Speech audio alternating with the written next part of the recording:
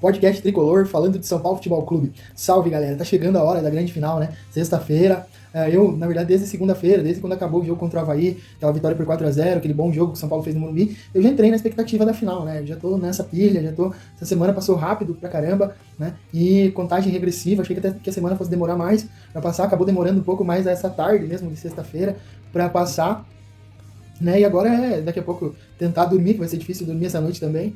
E amanhã, expectativa total pro jogo, né? Eu quero aproveitar esse momento também para me apresentar um pouco para você aqui que está seguindo meu canal, Podcast Tricolor, que está acompanhando, e você que está vendo a primeira vez também, né? Deixar o recado aí, se gostar dos vídeos, se gostar do conteúdo do canal, curte e compartilha, se inscreve no canal, né? Deixa o like aí, dá essa moral para mim, aí, porque na verdade, assim, a minha intenção criando o canal Podcast Tricolor, que eu até demorei para encontrar um nome, para encontrar uma característica, é simplesmente falar de São Paulino para São Paulino, cara. Eu quero me apresentar também, e surgiu essa ideia a partir de contato que eu tenho com São Paulinos, com amigos São Paulinos, mais pela internet, né, do que pessoalmente até, e eu resolvi fazer, né, isso, me propor a fazer. Eu tinha feito alguma coisa parecida já em 2017, ali, depois que o São Paulo brigou para não cair no Campeonato Brasileiro, começando em 2018, e acabei desanimando justamente depois da eliminação na pré-Libertadores pro Tajeres, né, que coincidentemente é de Córdoba, onde o São Paulo vai jogar agora essa decisão. E deixa eu me apresentar, então, né? Pra quem não sabe o meu nome ainda, não me conhece, porque eu venho fazendo os vídeos basicamente com imagens e falando de jogos, falando do dia a dia do São Paulo, que é essa a minha intenção com o canal também. Meu nome é Leandro, eu tenho 39 anos, sou professor de educação física por formação, tenho formação nessa área, especialização em treinamento esportivo e educação física escolar. E sou professor de escola. Eu trabalho na rede estadual de Santa Catarina, sou professor efetivo na rede estadual de Santa Catarina. Como eu disse antes, tenho 39 anos, sou São Paulino desde os 9 para 10 anos, então eu nasci em 1983. E quando eu me decidi ser São Paulino, ali no ano de 93, eu tinha 9 para 10 anos. Né, tinha completado 9 anos, ia completar 10 anos. Então, enfim. E eu resolvi ser São Paulino porque eu escolhi ser São Paulino, né? Eu me apaixonei pelo São Paulo porque eu peguei a fase áurea ali do São Paulo deixa eu me aproximar um pouquinho mais, o São Paulo do Tele Santana, né?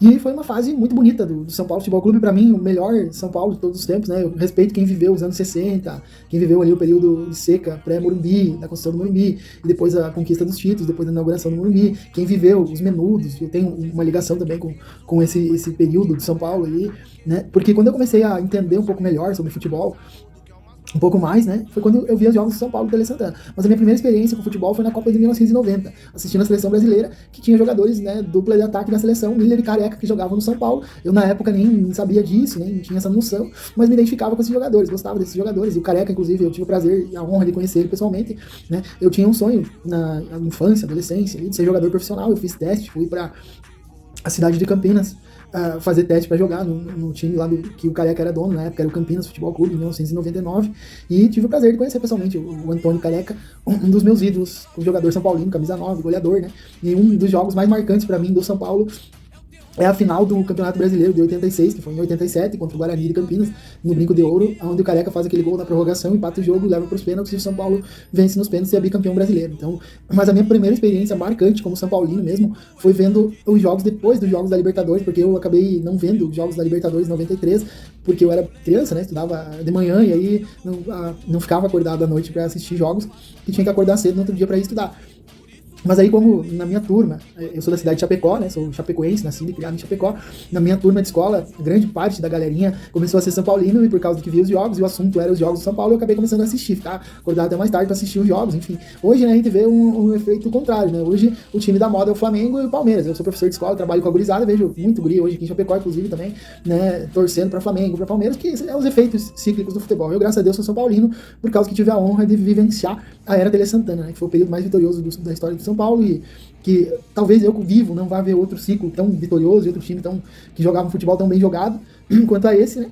Mas enfim, os jogos mais marcantes que eu vi do São Paulo naquela época foi uma final de Supercopa da Libertadores, 1993, 2 jogos contra o Flamengo, 2-2 no Morumbi, no Maracanã. Primeiro jogo, o São Paulo saiu na frente, né, do jogo, tomou uma virada, empatou no final, e no jogo do Morumbi o Flamengo saiu na frente, o São Paulo virou, tomou um empate no final e ganhou nos pênaltis. Então, né, um jogo bem atípico, né, mas dois jogos excepcionais, assim, que eu em 30 anos como torcedor de futebol, acompanhando futebol, eu me considero um estudioso do futebol também, eu fui para a área da educação física, muito pela essa identificação que eu tenho com o futebol, eu gosto de estudar a parte tática do jogo, eu me considero um estudioso do futebol, tenho formação em treinamento esportivo, né, não trabalho com futebol hoje porque eu moro em Chapecó, né, porque aqui é mais complicado, e não tive tantas oportunidades, e também foi passando o tempo, né, tive outros problemas também, enfim, não vou me alongar nesse contexto da minha vida. Mas, graças a Deus, hoje eu sou São Paulino, né? Torço pro São Paulo e tô aqui para falar com você, torcedor São Paulino, de São Paulino para São Paulino, né? E eu posso dizer, eu acompanho o dia a dia do São Paulo há muitos anos, muito tempo.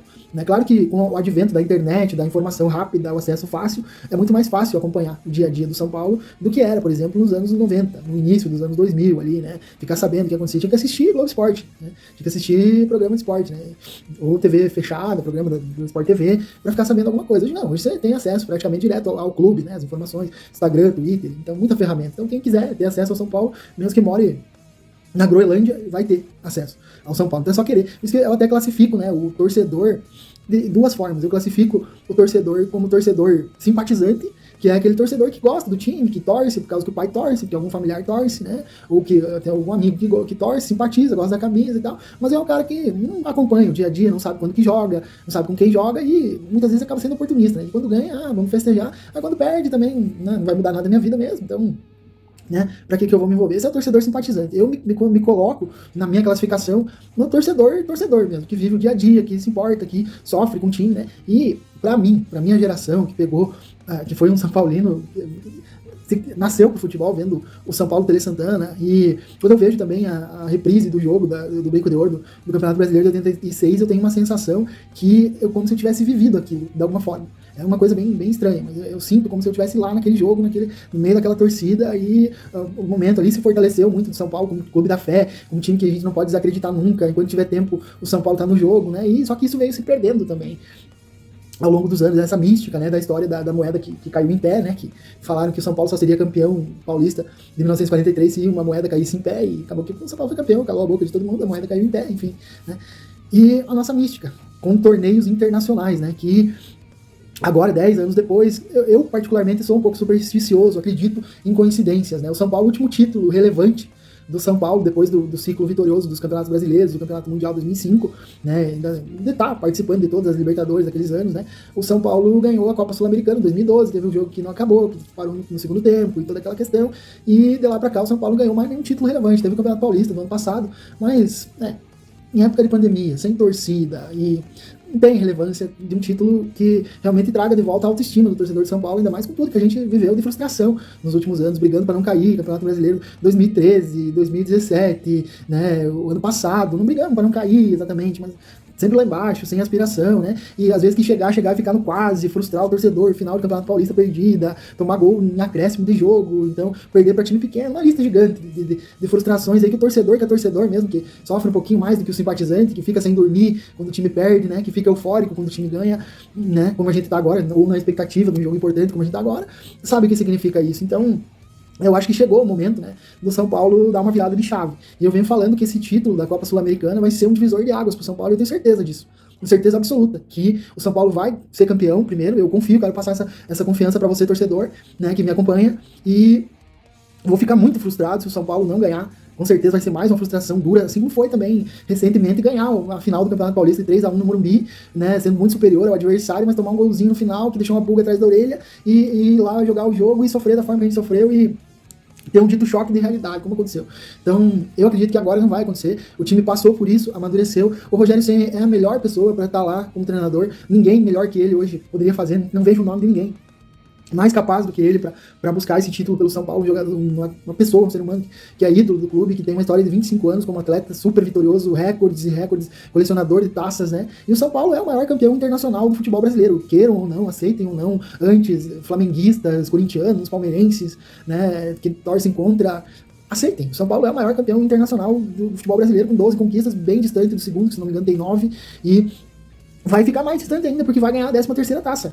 E é o momento, o destino quis, os deuses do futebol querem, e a minha superstição é essa, cara, 10 anos depois, o último título do Rogério como jogador, depois o Rogério perseguiu um título como da Libertadores, né, fez de tudo para jogar uma Libertadores, tentou em 2014, tentou em 2013, em 2014, não conseguiu, e depois acabou se aposentando, depois de ter uma lesão em 2015, né? E voltou como treinador do São Paulo para conquistar esse título 10 anos depois. E a temporada do São Paulo não era para ser uma temporada que fosse de título.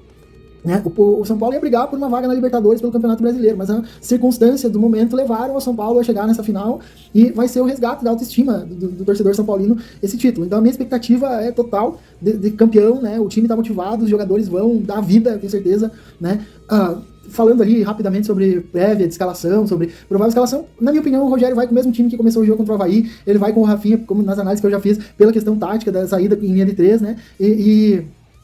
Eu acredito que não vai ter nenhuma surpresa em relação a isso. Apesar de, se tratando do Rogério, tudo é possível, né? Quando espera uma coisa, o Rogério vem lá com outra ideia e faz alguma coisa diferente do que a gente tinha pensado, mas eu acredito que agora não, né? Pela importância do jogo também, o que tem de melhor é com o Rafinha, uma escalação aí, Felipe Alves, Rafinha, Diego Costa, Léo e Reinaldo, Pablo Maia, Nestor, Patrick, Alisson, Luciano e Caleri, decorada já pelo torcedor São Paulino, e vamos com tudo, vamos pra cima, vamos pra ser campeão, vamos ser campeão sim, vamos ganhar essa taça, o torcedor São Paulino merece esse título, a gente precisa ganhar isso, a gente não precisa passar por mais uma frustração, né? Não é o momento, e tá tudo se desenhando, os deuses do futebol querem, né? A superstição, 10 anos depois do último título do Rogério como jogador, vai ser o primeiro título dele como treinador de São Paulo na mesma competição. São Paulo vai voltar para a Libertadores com um patamar de campeão sul-americano, maior vencedor de títulos internacionais do Brasil, representatividade, reconhecimento, recuperação da autoestima do torcedor, da instituição, e o ano que vem é outra expectativa, outro planejamento, mais investimento com uma Libertadores, quem sabe uma surpresa aí, um jogador da Europa que venha para jogar no São Paulo, né? E ser a cereja do bolo aí desse time do Rogério Ceni,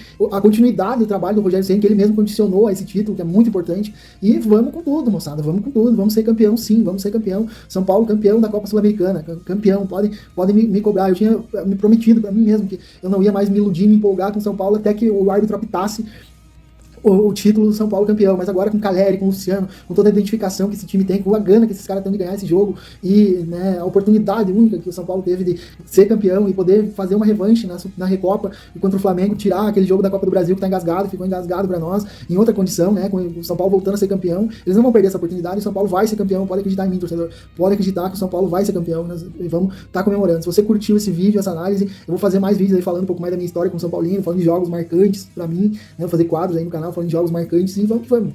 Vamos que vamos. E se você curtiu, comente, compartilhe, se inscreve aí no canal. E tamo junto aí. São Paulino, de São Paulino para São Paulino, né? Podcast Tricolor, o canal do torcedor São Paulino.